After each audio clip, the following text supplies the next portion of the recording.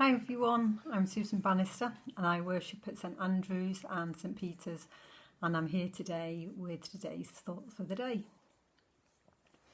So back in 2015, Brené Brown was an American professor that was somebody who spoke at the Global Leadership Summit, and she was speaking about vulnerability, and at the time she'd published her latest study on vulnerability called Rising Strong.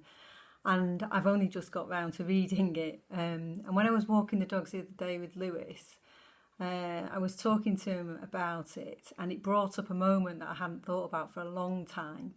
A moment of vulnerability followed quickly by shame, as Brené describes in her book. Between the ages of 21 and 25, I was bulimic, and it was a definite coping mechanism. And it was a cycle of behaviour that I struggled to break. And I remember eventually plucking up the courage to ask somebody for help. And I was 24 at the time, and there was the eating disorders helpline. And I remember deciding that I needed to do something, and I was going to call it. And I was extremely anxious,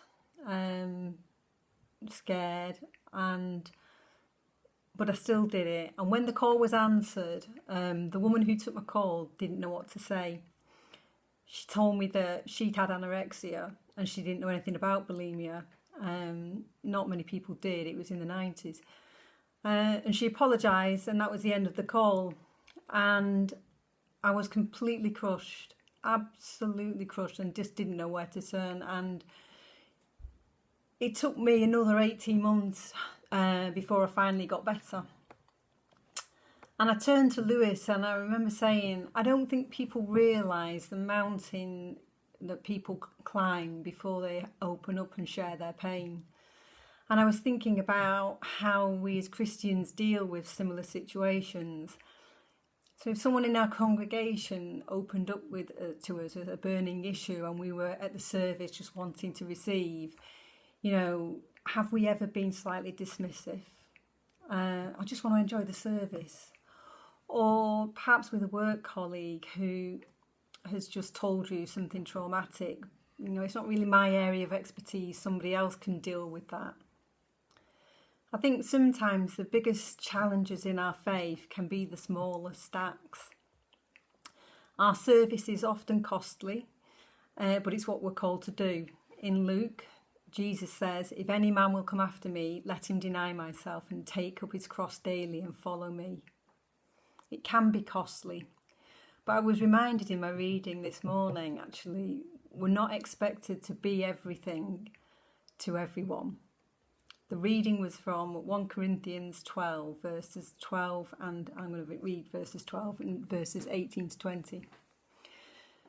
Just as a body, though one, has many parts, but all of its many parts form one body, so it is with Christ. But, in fact, God has placed the parts in one body, every one of them, just as he wanted them to be. If they were all one part, where would the body be? As it is, there are many parts, but one body. And it just reminds us that we may not be the best person to help when somebody opens up to us, but we should be the person that goes and finds the eye, if that is the part that is needed, or the foot, if that's required. Just remember, the person in front of you has just climbed up a mountain to open up and share. The least we can do is show Christ's love and tell them that you will help. Thank you.